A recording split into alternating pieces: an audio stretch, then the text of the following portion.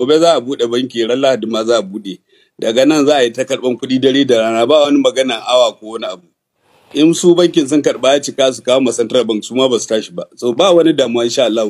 Mutane dai su kokari su bi doka kuma su shiga layi. Wannan abin da muka yi fa ba wai mun yi ne don kanmu ba, sai da muka sami yardar shugaban ƙasa. Kuma shi kansa shugaban ƙasa uba ne, kaka ne, shugaban jama'a ne. Kana ganin shugaban ƙasa ya san halin da al'umma ke ciki a yanzu haka? Ya san abin da ake ciki, kuma na tabbata ba za a rasa hanyoyin da wasu abubuwa da in central bank na yi ba, dole ta gaya mishi me take.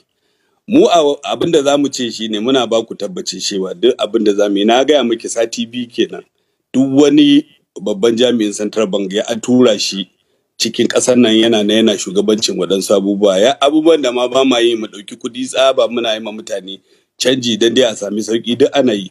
Mu ma a Najeriya muke, muna da 'yan uwa, muna da dangi, bayan da za mu yi abubuwan da jama'a za su sha wahala.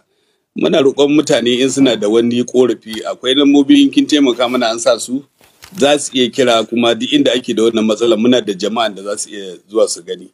Mun sami ƙorafin wasu jiya sun ce suna wani banki ya ki buɗewa, muka ce a buɗe, dole aka buɗe, ya ce bai da kuɗi, muka duba yana da kuɗi, muka sa kuɗin aka raba mu mutane.